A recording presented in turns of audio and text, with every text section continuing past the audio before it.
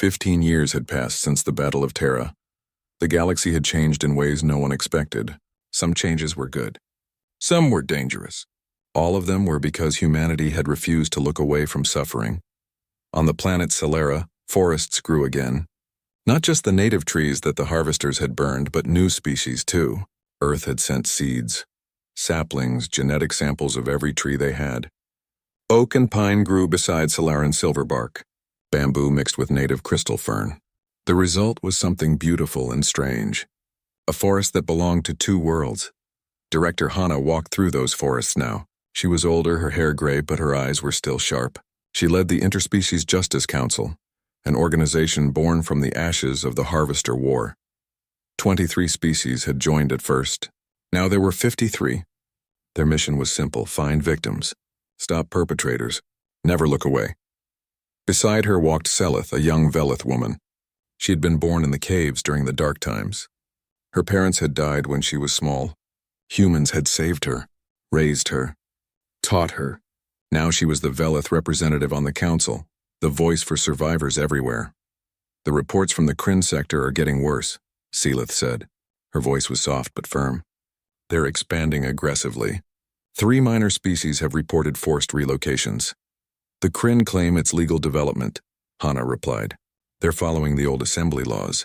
The same laws the harvesters used, but the laws changed. We changed them. The laws changed on paper, not in everyone's hearts. Hana stopped walking and looked at Selith. That's what we're still fighting. Not just bad laws. The belief that might makes right. That the strong can do whatever they want to the weak. In orbit above Celara, Admiral Bora commanded the peacekeeping fleet. She was no longer the young ensign who had piloted through debris fields with shaking hands. She was a veteran now, scarred and steady. Her fleet consisted of ships from 17 different species. All volunteers. All committed to the mission. Her flagship was called the Answered Prayer, named after the Velith distress signal that had started everything. It was fitting. They answered prayers now. That was their job. Admiral, we have a situation, her communications officer reported. The Kryn Empire has issued a statement. They're calling the Justice Council illegal. They say we're imposing human values on the galaxy. Are we? Bora asked. Ma'am, are we imposing human values? Or are we stopping murder? Bora looked at the officer. Because if stopping murder is a human value, then maybe the galaxy needs more human values. She opened a channel to the council. Director Hana, the Kryn are making their move. What are your orders? On the surface, Hana received the message. She looked at Selith, at the forests around them, at the world that had been destroyed and rebuilt. She thought about the choice they had made 15 years ago. The choice that had saved the Velith but made humanity enemies. We call a council meeting, Hana said. All members. Emergency session. And we let them vote. This isn't humanity's choice alone anymore. The council met on a neutral station called Unity Point. 53 species sent representatives. The chamber was smaller than the Galactic Assembly, but it felt more real. These were not politicians playing games. These were people who had seen suffering and decided to stop it. The representative from the Talnari spoke first. The Kryn Empire is following the old patterns. Legal exploitation. Forced relocation. We've seen this before. If we don't stop them now, we'll be cleaning up mass graves in 10 years. But if we intervene without assembly approval, we become outlaws, another representative said. The elder species are already suspicious of us. This could start a war. Hana stood to speak. 15 years ago, humanity made a choice. We chose to help the Velith even though it was illegal. Even though it might destroy us. We made that choice because it was right, she paused. But this isn't humanity's choice anymore. This council exists because all of you made the same choice. You decided that justice matters more than law. That suffering demands action. So now we vote. Do we intervene in the Kryn situation? Do we risk war to protect the innocent? Or do we wait for official approval that might never come? The chamber was silent. Then Selith stood. The young Velith woman looked around at all the alien faces. I was born in a cave. My people were dying. We sent a message into space. We didn't know if anyone would hear. We didn't know if anyone would care. But humans heard, and they came. Her voice grew stronger. They came even though it was illegal. Even though they might die. They came because our suffering mattered. Because we mattered. She looked at each representative. Now others are suffering. Others are sending signals we can hear. What do we do? Do we look away like the old assembly did? Or do we answer? The vote was unanimous. All 53 species voted to intervene. The fleet moved toward Kryn space. Not just human ships this time. A coalition of 17 species. 247 vessels. They broadcast their message on all frequencies. This is the Interspecies Justice Council. The Kryn Empire has engaged in forced relocation of sapient beings. We are here to offer protection to affected species. We are here to mediate. We are here to ensure justice. The Kryn response was hostile. You have no authority. You are vigilantes. Leave our space or face military action. Admiral Bora sighed. She had hoped it would not come to this. But she had learned long ago that bullies rarely back down from words. Kryn Empire, we are authorized by basic morality. By the right of sapient beings to exist without fear. Stand down. The Kryn sent their fleet. 400 ships. More than twice the Council's force. But something happened that the Kryn did not expect. The Galactic Assembly, for all its flaws and delays, had been watching. Had been learning. And 17 elder species, old civilizations that had sat silent during the Velith crisis, sent a message. This is the Assembly Peace Force. The Council's actions have been retroactively authorized. Kryn Empire, stand down. It was not perfect justice. It came late. It was grudging. But it was enough. The Kryn backed down. They agreed to mediation. The forced relocation stopped. In the aftermath, Bora received a private message from a Korthian admiral. The Korthians were one of the oldest species, one of the ones who had voted against humanity 15 years ago. You have taught us something uncomfortable, the message said. You have shown us that we became cowards, that we valued stability over justice, that we forgot why we built civilization in the first place. Bora read it twice. Then she saved it. It was not an apology, but it was a start. On Earth, in a small apartment in Seoul, Captain Dae-hyun watched the news. He was retired now, his hair white, his hands showing the tremors of age, but his eyes were still clear. The broadcast showed Solara, showed the forests, showed Velith children playing among trees from Earth and trees from their own world, mixed together into something new. His granddaughter sat beside him. She was 8 years old and full of questions. Grandpa, did you really go to another planet? I did. And you saved aliens? We tried to. We did our best. Were you scared? Dae-hyun thought about it. About the moment he had decided to disobey orders. About the battle at Kregath Prime. About watching the Harvester fleet approach Earth. Yes, I was very scared. But you went anyway? Yes, why? How to explain it to a child? How to explain the weight of hearing someone cry for help? The impossibility of turning away? He tried. Because someone needed help. And because I knew what it felt like when no one came. I couldn't be that person. The one who hears crying and walks away. His granddaughter thought about this. I want to be like you when I grow up. Then be better than me, Dae-hyun said. Be someone who helps before it's too late. Be someone who stops suffering before it starts. She nodded seriously. I will. Across the galaxy and the Galactic Assembly, a memorial had been erected. It was simple. A black stone with names carved into it. Human names. Names of the crew members who had died in the Battle of Terra. Names of coalition volunteers who had given their lives to stop the Harvesters. At the base of the memorial, words were carved in every galactic language. They were from the original Velith distress signal. Please, someone, anyone, help us. And below it, humanity's answer. The one that had changed everything. We heard you. We came. Ambassador Yuna stood before that memorial now. She was old, near the end of her life. She had spent 15 years fighting in the assembly. Fighting to change laws, fighting to make justice real, not just theoretical. She had won some battles, lost others, but she had never stopped fighting. A young ambassador from a minor species approached her. Ambassador Yuna, may I ask you something? Of course. Do you regret it? Humanity made so many enemies.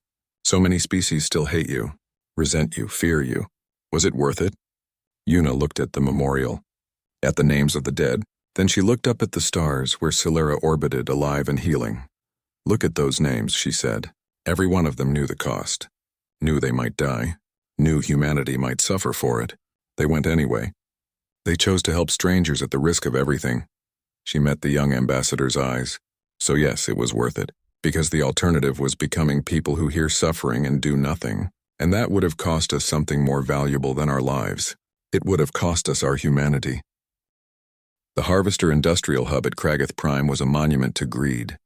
It orbited a dying star, surrounded by processing stations that turned entire moons into refined materials. Slave pens held hundreds of thousands of beings from dozens of species. 14 warships patrolled the system, confident in their power.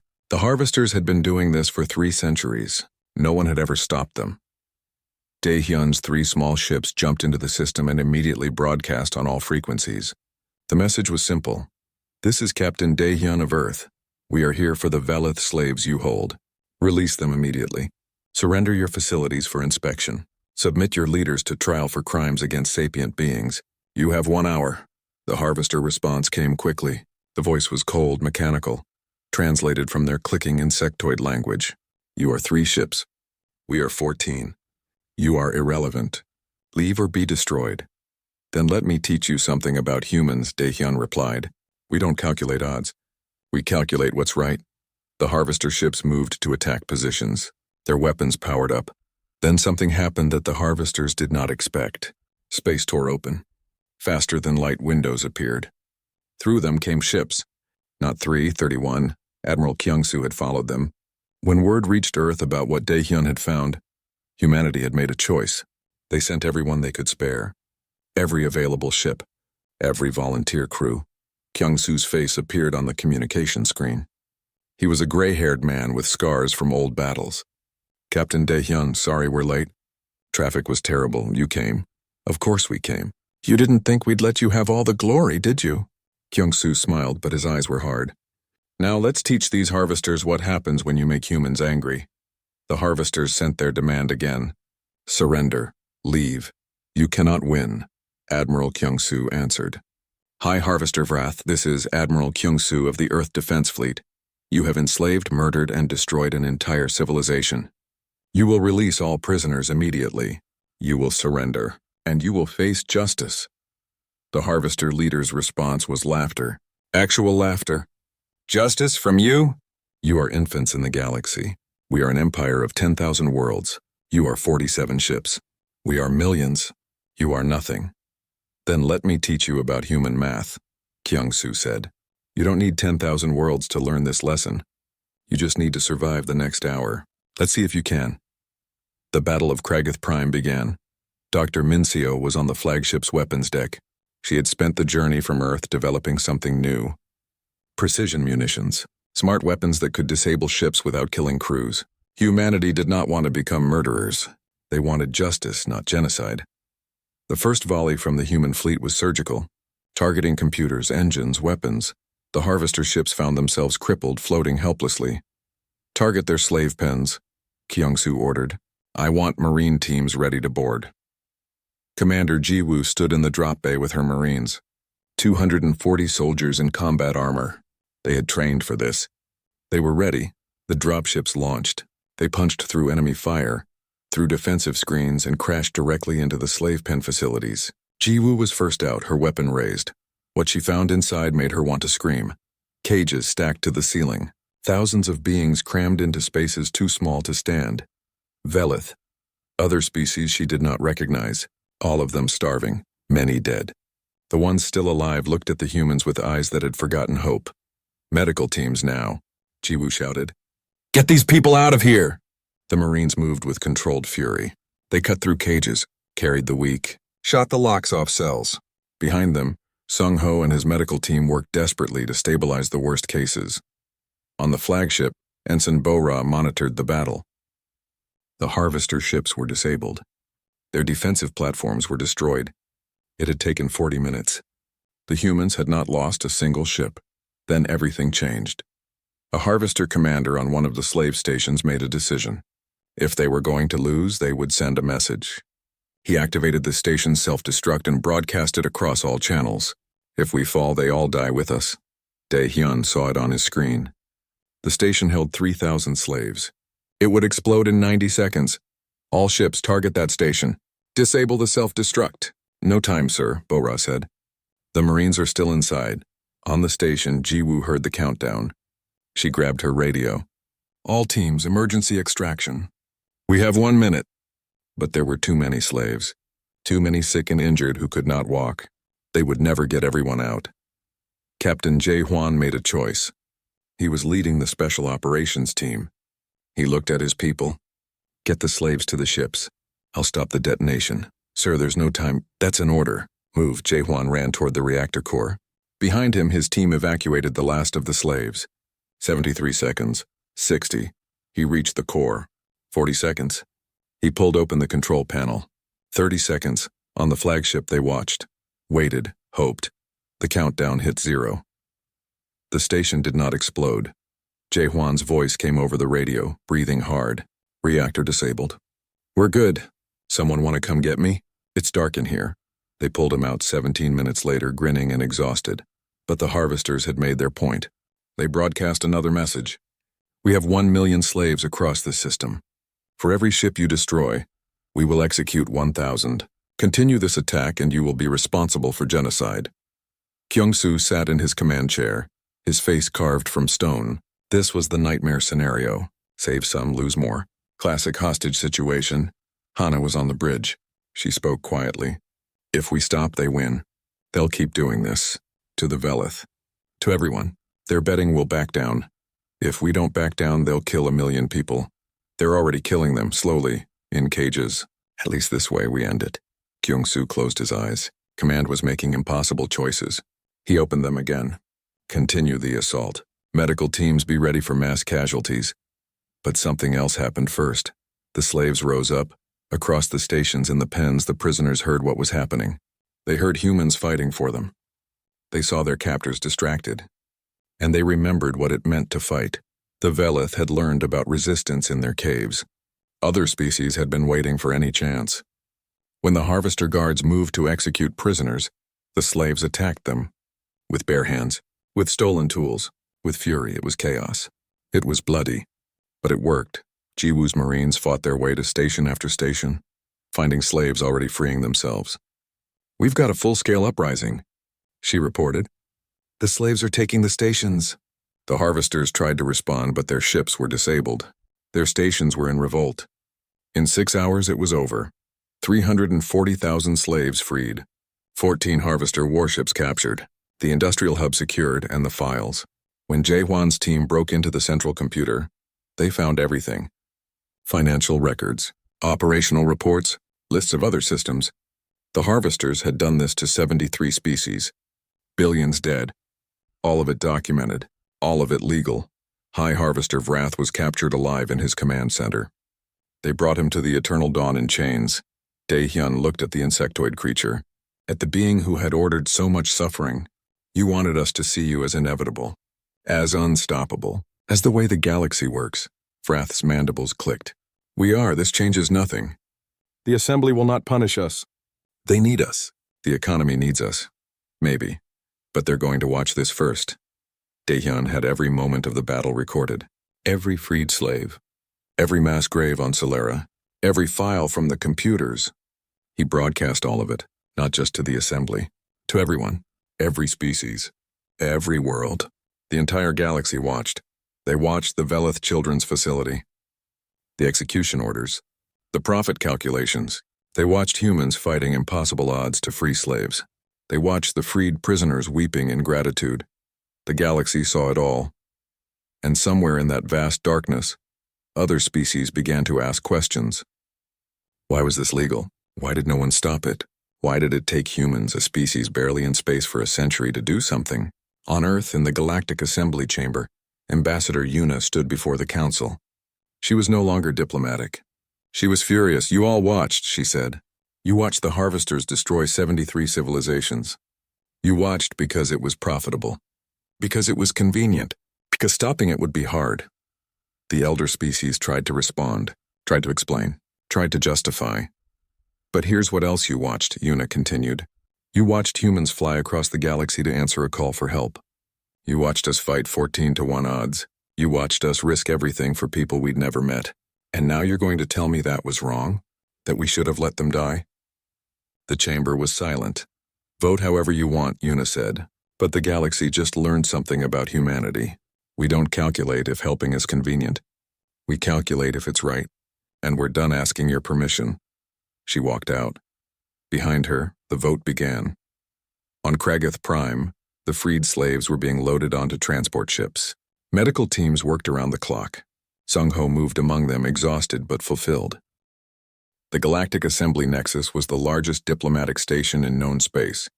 Representatives from 3,000 civilizations gathered there to debate, trade, and maintain the fragile peace that held the galaxy together. It was a place of careful words and calculated politics. Ambassador Yuna was about to burn it all down. She walked into the grand chamber carrying a data crystal. Behind her came Counselor Sojin, Earth's new legal representative. Sojin was a small woman with sharp eyes and a sharper mind. She had been a prosecutor on Earth, famous for taking down corrupt corporations. Now she was hunting bigger prey. The chamber was massive, with seats rising in circles around a central platform. Thousands of aliens in thousands of forms watched as the two humans walked to the speaker's position. Some of those aliens had seen empires rise and fall. They thought they had seen everything. They were wrong. "Honored members," Yuna began. "3 months ago we brought you evidence of genocide, mass murder, slavery on a scale most of you cannot imagine. You reviewed it. You debated it. And you voted to do nothing." Murmurs spread through the chamber. The elder species representatives shifted uncomfortably. "You said it was legal, that the harvesters had followed proper procedure, that intervening would set dangerous precedents." Yuna held up the data crystal. "This contains more evidence, not just about the Velith, about all of them. 73 species destroyed. We have files, videos, testimony from survivors. All of it obtained legally." She loaded the crystal into the chamber's computer. Screens throughout the massive room lit up. Images appeared. Documents, numbers. Sojin took over. Her voice was cold and precise. "The Harvester Collective operates across 42 assembly jurisdictions. They have destroyed 73 civilizations. Estimated death toll, 18 billion sapient beings. They did this over 300 years, and every single member of this assembly knew." Shouts of protest erupted. Representatives jumped to their feet. The chamber descended into chaos. Sojin waited. When the noise died down, she continued. "You knew because they filed reports, trade manifests, resource extraction licenses. It was all public record. Any species could have looked, could have investigated, could have stopped them. But stopping them would have been expensive," Yuna added. "It would have disrupted trade. It would have required action. So you all looked away. You all pretended not to see." An elder species representative stood. She was from the Korthians, a civilization 10,000 years old. "The law is the foundation of our society. Without law, we have chaos." "Then your law is broken," Sojin replied. "When law protects murderers and punishes those who stop them, the law has failed. It has become evil." "You are young," the Korthian said. "You do not understand the complexity of galactic governance." "We understand perfectly," Yuna said. "We understand that you're cowards. All of you. You built a system that profits from suffering, then called it civilization." The chamber exploded again, but this time new voices joined. Younger species, smaller species, the ones who had been victims. A representative from the Talnari stood. They were a species the harvesters had exploited for decades. "The humans are right. We reported the harvesters 20 years ago. We provided evidence. The assembly told us to file a complaint through proper channels.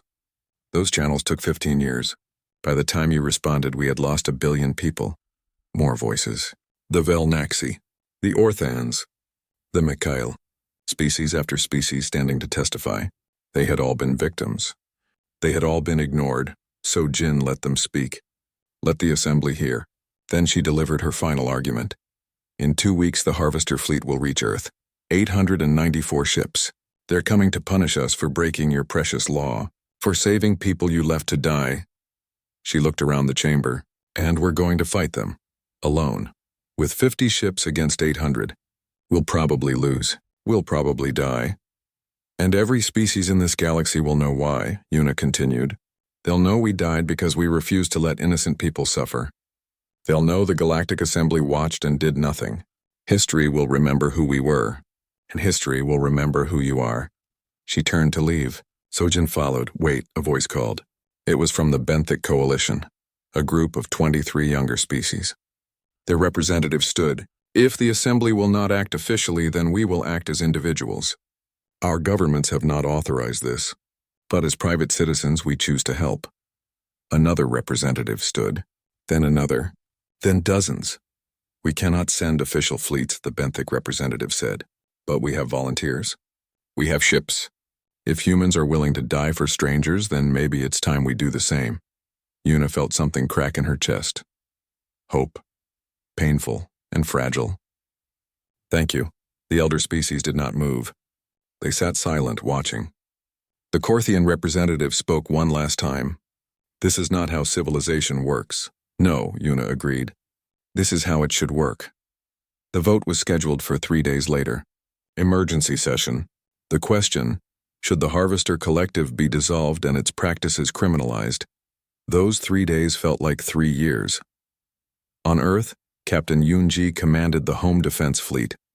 She had 53 ships total, cruisers, destroyers, frigates. Nothing that could stand against a Harvester dreadnought in direct combat. She knew the math. She knew they would lose, but she also knew something else. Humans were very good at making expensive victories. I want every ship rigged with fail-safes, she ordered her engineers. If we're going down, we're taking them with us. Young Ensign Bora was back on Earth, assigned to a frigate called the Last Stand. She spent her nights writing letters to her family. Just in case. She had volunteered for this. She did not regret it, but she was scared. Dr. Hana worked in the war room, analyzing Harvester tactics. She had not slept properly in days. The old nightmares from the resource wars were back. The memories of her family dying while help never came. She pushed them down. Focused on the work. They'll come straight in, she told the command staff. They don't believe we're a threat. They'll try to intimidate us into surrender first. And when we don't surrender, Admiral Kyungsu asked, they'll try to destroy the orbital defenses quickly, make an example of Earth. Then we make sure it costs them everything. The Harvester fleet dropped out of FTL at the edge of Earth's solar system, 894 ships. They moved in perfect formation, a wall of metal and weapons. They sent their message, surrender Earth to Harvester authority, submit humanity to judgment for crimes against galactic law. You have 1 hour, Yunji responded. This is Captain Yunji of Earth Defense. We have reviewed your terms. Our response is come and take it. The Harvester fleet advanced, Earth's fleet moved to intercept. 53 ships against 800. The odds were impossible. The math did not work. They went anyway. The Battle of Terra began. Human ships moved like wolves, not fighting directly but striking and retreating, targeting engines, weapons, control systems, making every shot count. The Harvesters responded with overwhelming firepower. Human ships began to fall. The destroyer Courage, the cruiser Freedom. One by one, the names disappeared from Yunji's tactical display. They're pushing through, her tactical officer reported. They'll reach orbital space in 20 minutes. Then we have 20 minutes to make them bleed. On the surface, cities prepared for bombardment. Shelters opened. Civilians evacuated. But in one particular shelter, something else was happening. 10,000 Velith refugees who had been brought to Earth for medical care watched the battle on screens. They saw humans dying to protect them. Mern stood among them, the old Velith elder who had survived the caves. He looked at his people. They are dying for us. The humans are dying to protect us. What can we do? A young Velith asked. We have no weapons. No ships. No, Mern agreed. But we have our voices. We have the truth. He contacted every news service in the galaxy, every broadcast network, every social media platform. And he told the story, the real story, what the Harvesters had done, what humanity had sacrificed, what the Assembly had ignored. The galaxy listened. In orbit, the battle was turning desperate. Yunji's flagship, the Eternal Defiance, had lost half its weapons. Hull breaches on decks 3 and 5. But she kept fighting. Then something impossible happened. Space tore open. FTL windows appeared. Ships emerged. Not human ships. Alien ships. Dozens of them. The benthic coalition had arrived. This is Captain Jarn of the coalition vessel Rising Tide, a voice said. Sorry we're late. Where do you need us? Yunji wanted to cry. Wanted to laugh. She did neither. Target the Harvester left flank. Divide their forces. The coalition ships were not military vessels. They were cargo haulers. Science ships, transports, but they fought anyway. They positioned themselves between the Harvesters and Earth. They took hits meant for human ships. More windows opened. More ships arrived. 89 total. Volunteers from 23 species. None of them had authorization.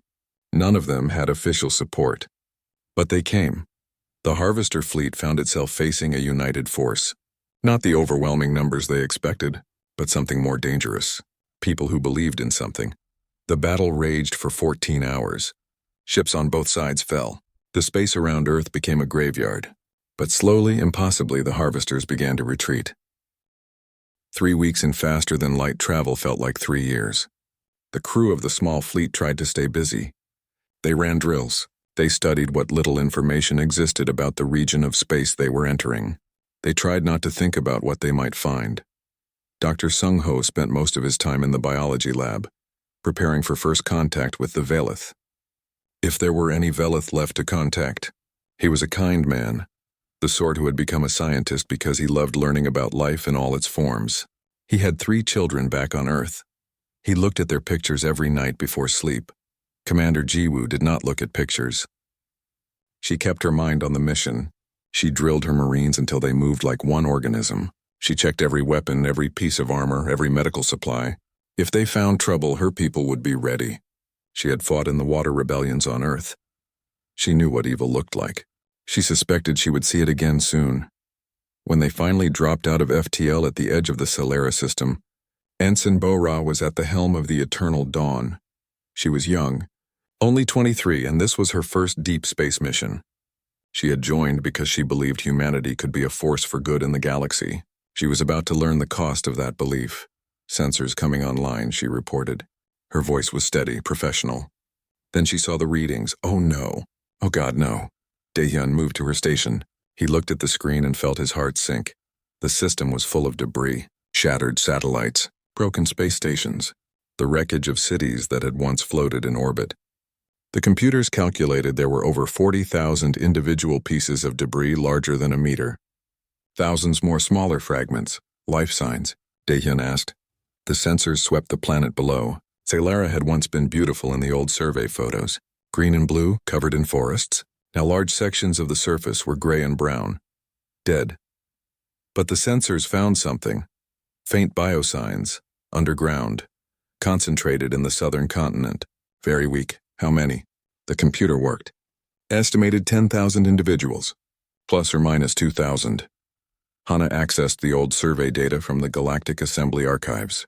The Velith population was last recorded at 3 billion. Silence filled the bridge. 3 billion to 10,000. Prepare a landing team, Daehyun ordered. Full hazard gear. Commander Jiwoo, take your best people. The shuttle descended through a gray sky. Bo-Ra piloted it carefully through the debris field. Below them, they could see the scars. Great strips of land where the forests had been cut away. Massive holes dug into the earth. The remains of cities flattened and burned. This wasn't war, Jiwoo said quietly. She had seen war. This was something else. This was harvesting.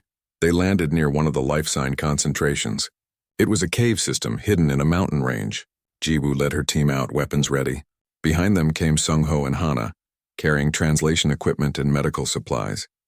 The caves were dark and smelled of too many people in too small a space. They followed the life signs deeper. Their lights cut through the darkness. On the walls, they saw paintings. Pictures of forests, of cities, of a world that no longer existed. They found the Velith in the deepest chamber. They were small beings, barely a meter tall, with soft fur and large eyes. They looked like a mix between earth rabbits and deer. They huddled together in the darkness, starving and sick. When the lights hit them, they cried out in fear. Hana stepped forward slowly. She activated the translation device. We are here to help.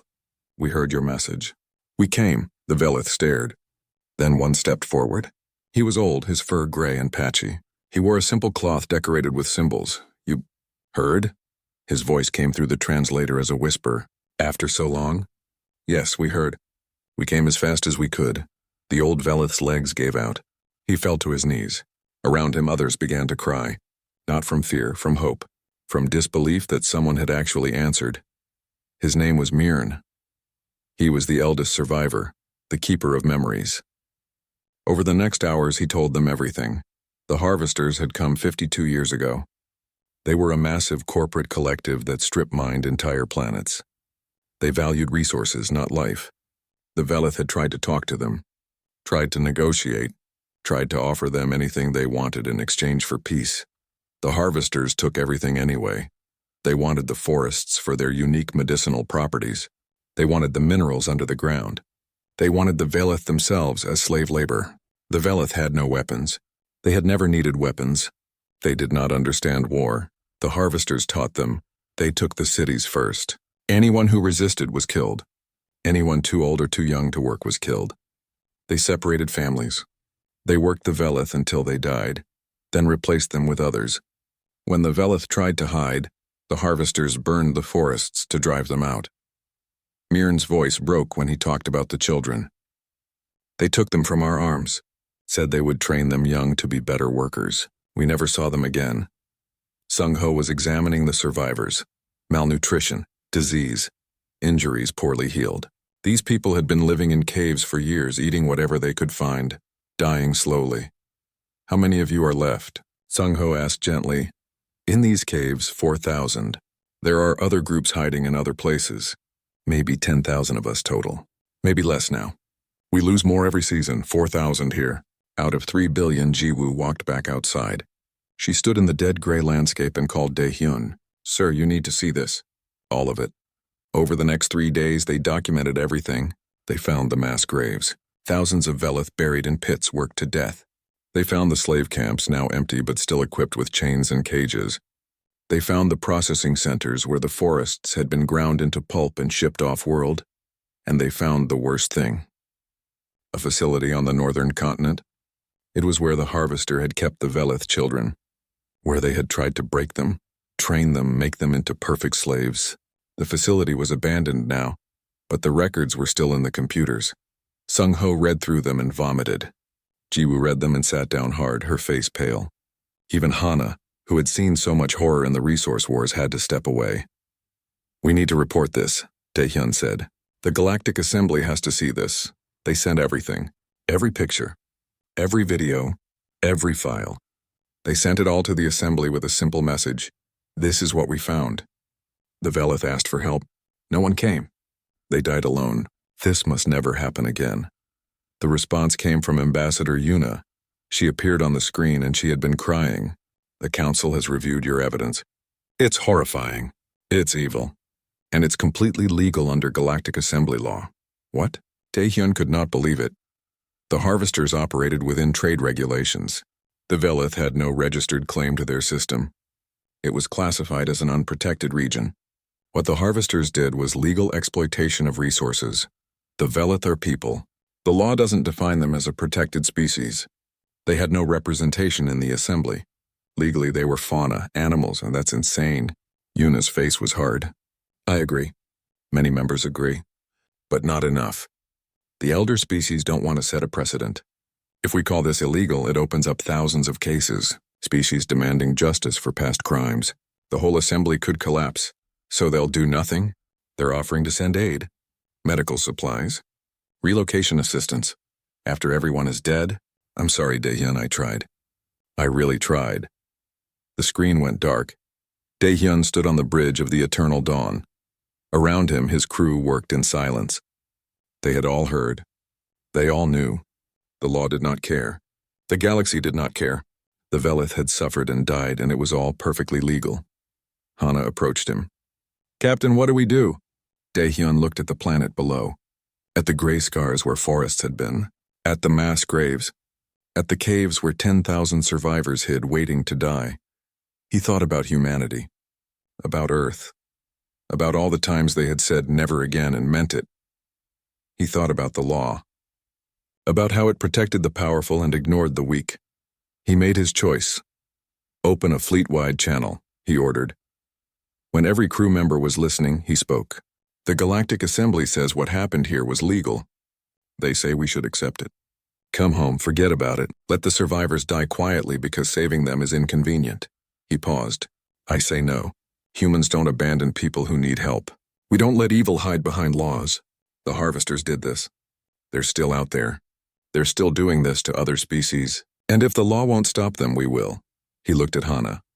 At Jiwoo, at Yongbora, at Sung Ho, at all of them. Prepare for combat operations. We're going hunting. Anyone who wants to go home, you can take a shuttle. No judgment.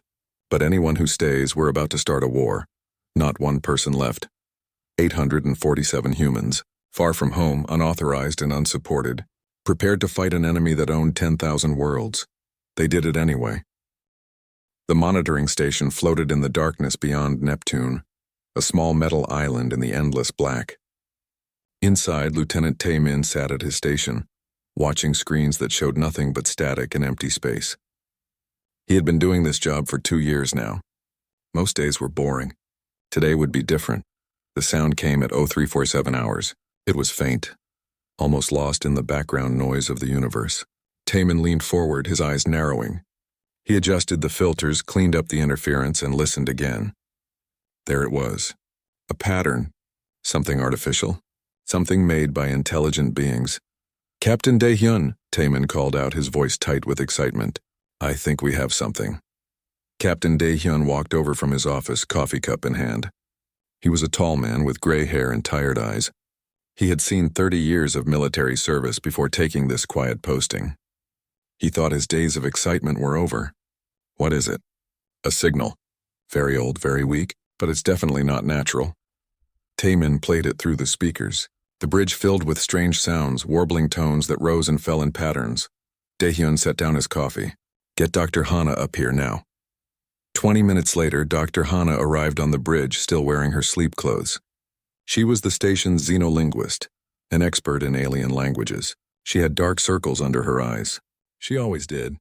Sleep did not come easy to her since the resource wars took her family. She pushed the memories away and focused on the screens.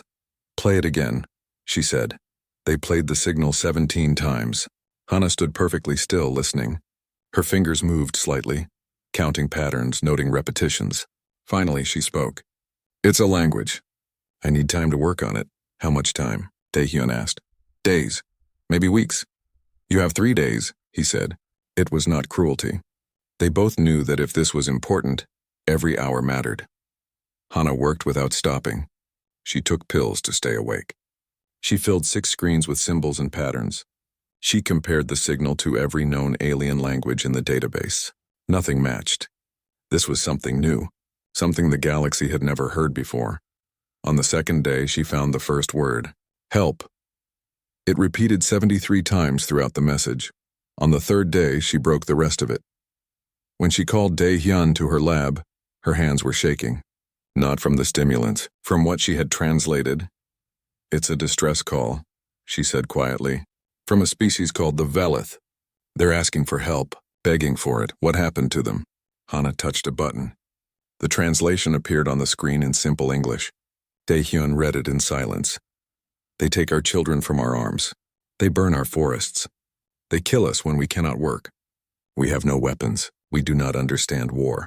We only know peace. We have tried to talk. They do not listen. Please, someone, anyone in the stars, if you can hear this, help us. We are dying. Save our children, please. The message repeated, over and over. A loop of desperation broadcast into the void. When was this sent? Dae-hyun asked, his voice hard. Based on signal degradation and distance calculations 47 years ago. 47 years. 2 generations. Dae-hyun felt something cold settle in his stomach. They're probably all dead. Probably, Hana agreed. But we should check. We have to check. Dae-hyun sent the signal to Earth immediately. He included Hana's translation and his recommendation. Send ships, investigate, help if possible. The response took 6 days. It was not what he wanted to hear. Ambassador Yuna appeared on the video screen. She looked exhausted. The Council has reviewed your report. The signal is 47 years old.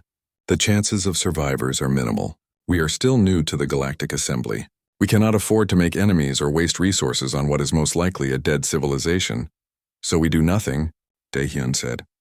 We ignore a cry for help? We must be practical, Captain. Earth has only been in space for 80 years. We are small. We are weak compared to the other species.